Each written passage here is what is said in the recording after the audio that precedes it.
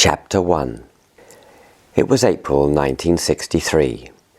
The young interviewer looked at me suspiciously. "How have your Mau Mau experiences affected you?" he asked. What an idiotic question, I thought. However, I needed a job. Aged 34, I was jobless. My wife Jane and our 2 boys, Nigel aged 4, Patrick aged 1, were homeless. Our savings amounted to little, and I was meant to be the breadwinner. For over 11 years I had lived in Kenya. I had mentally written off UK as home. Jane, ex-SRN nurse, had met me in Kenya, and in 1958 we married, she believing she would be the wife of a Kenya Highlands farmer. I would buy 300 acres at Old Jura Rock with the savings from my salary as field representative for the East African subsidiary of the British veterinary product company Cooper, MacDoodle and Robertson, abbreviated to CMR or Coopers, headquarters in Berkhamsted, Hertfordshire. After 4 years looking at the clouds that would not shed sufficient rain, we sold our 300 acres on extended payment terms to our neighbour Ken Joslin.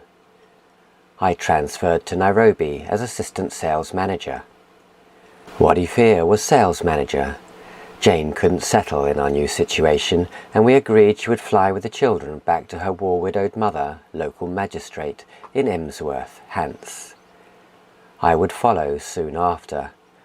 And here I was now, jobless. We were virtually penniless because, although Ken Joslin was paying me, I was still paying off the farm, bought on extended terms from Colonel Charles Corbett. A day or 2 before Jane flew home, an old Kenya regiment friend, Terry Coulson, whose family owned a photographic shop in Nairobi, sold us a Yashica matte camera at half price. Even that small asset had proved to be a liability. As Jane explained tearfully later, when she flew into London she had to pay duty on it. The camera hadn't been used sufficiently to satisfy the customs officer it was not new. And there had been a seating problem on the plane, to the extent that Patrick had to sleep in his cot in the aisle.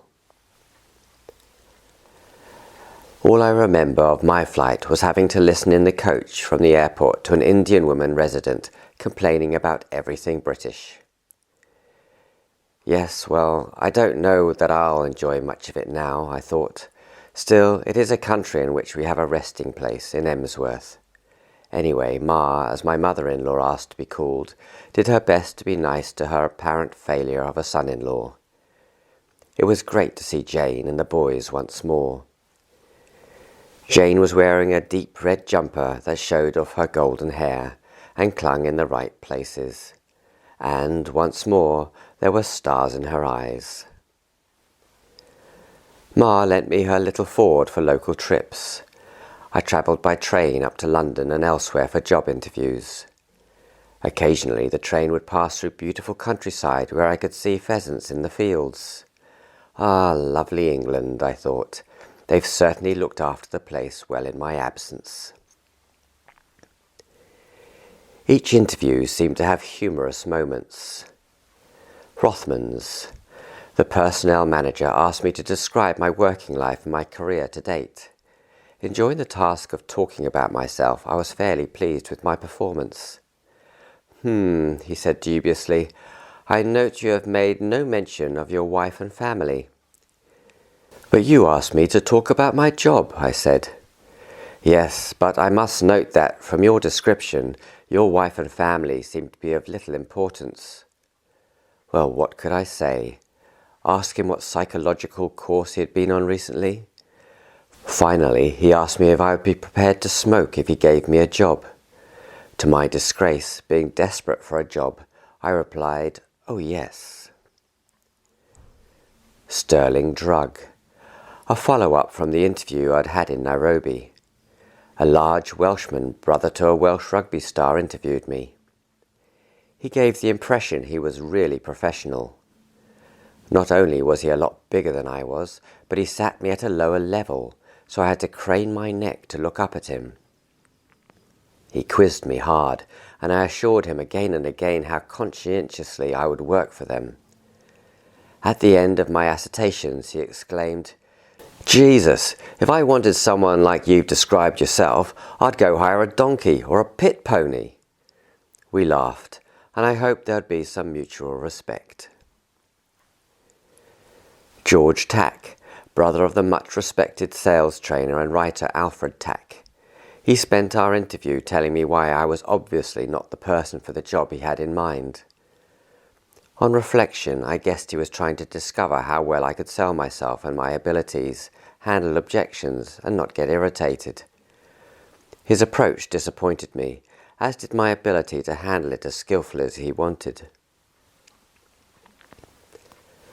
An adhesives company had a senior job available in their South African subsidiary. The MD, together with another board member, gave me 2 interviews in quick succession. At the second interview, the MD asked me if I'd ever met Mr. So-and-so, a director of surveys in Lagos. In Lagos? I couldn't believe it. Was he trying to catch me out or what?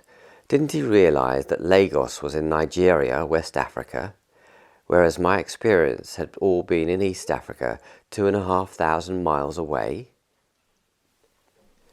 Anno, the son of the owner of an electrical firm, was keen to recruit me because he saw on my CV that I had been a choir boy, as he had been. He seemed to think that thus I would fit in. Smith, Klein and French, SKF. These were sensible, professional interviewers, and I was offered the job of a field sales manager in part of Scotland. Coopers, in the persons of Alistair Robertson, ADR, who was one of the Robertson families, and John Wilson, JKW, an intelligent board member brought into the group by one of the McDougall family, had asked to be kept informed as to my interviews with other companies. In front of me, they disagreed over how much they were prepared to help me relocate with Coopers in UK.